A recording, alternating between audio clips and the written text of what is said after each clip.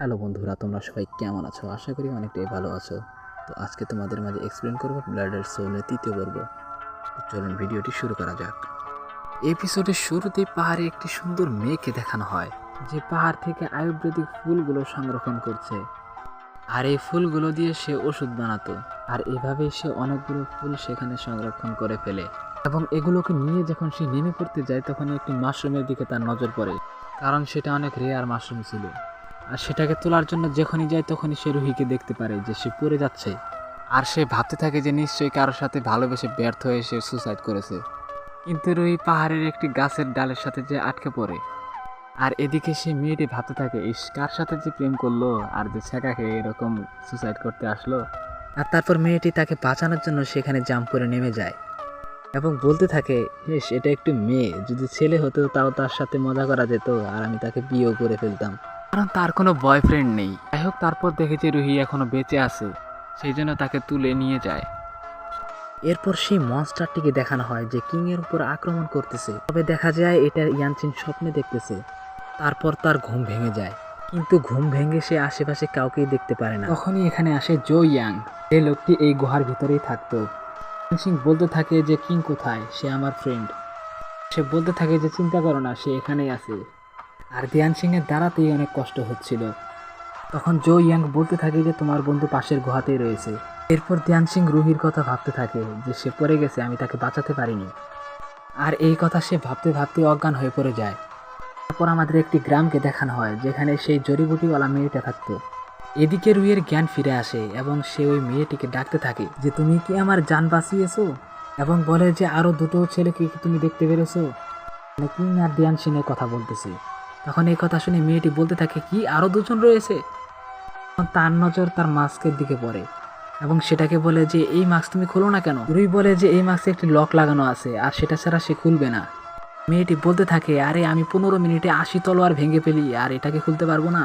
আর সেই মাস্কটিকে ভাঙার জন্য অনেক রকম তলোয়ার নিয়ে আসে, কিন্তু কিছুতেই কাজ হচ্ছিল না।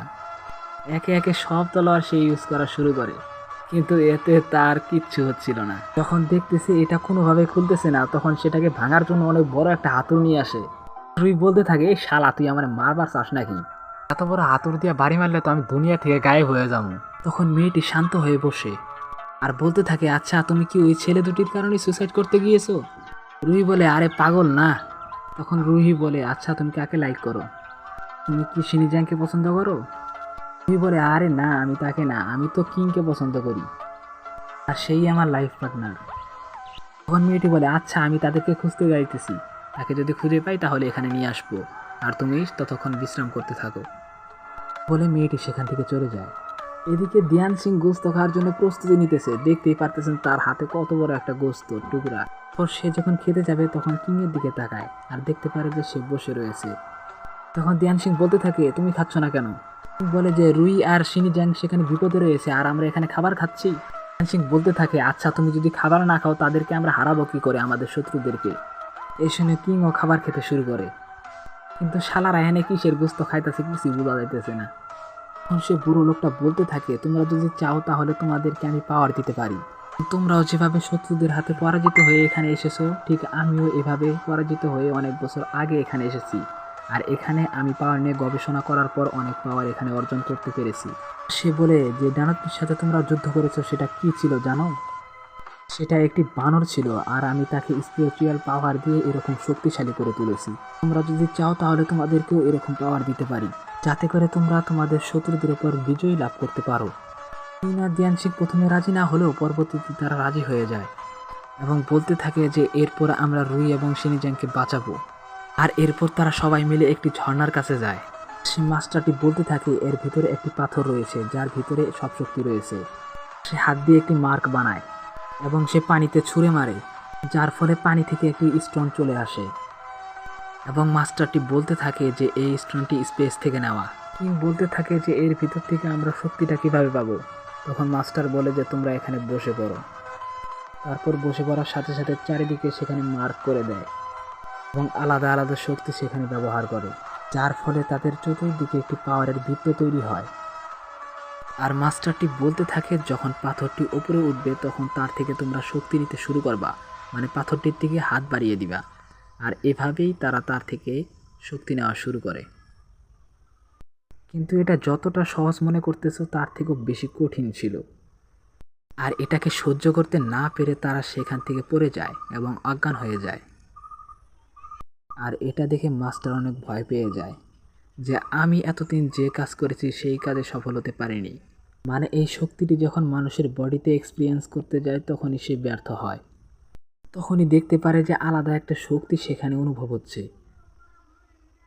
আর হঠাৎই দেখতে পারে ইয়ান সিং এবং কিং সেখানে দাঁড়িয়ে পড়ে এবং তাদের ভিতরে আলাদা আলাদা শক্তি দেখা যাচ্ছে।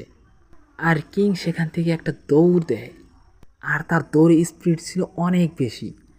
আর জঙ্গল থেকে সে একটা খরগোশ ধরে নিয়ে আসে আর ধ্যান সিংয়ের পাওয়ার ব্যবহার করে সব কিছু আটকিয়ে দেয়। আর এখানে বোঝা যায় যে ধ্যান সিংয়ের পাওয়ার হলো টাইম আটকিয়ে দেওয়া, আর কিংয়ের পাওয়ার হচ্ছে দৌড় স্পিড। আর এখানে তিনজন মিলে সেখানে হাসতে থাকে কারণ তারা তাদের কাজের মধ্যে সাকসেসফুল হতে পেরেছে। এরপর সিন শিফট হয় আর আমাদেরকে একটি গ্রাম দেখানো হয় যেখানে ক্রিমিনাল লিস্টে ধ্যান সিং এবং কিংয়ের ছবি আটকানো ছিল। এই ছবিটি দেখে মেয়েটি তাদের চিনতে পারে, এটা তো তারাই। সে রুইকে বলতে যায়।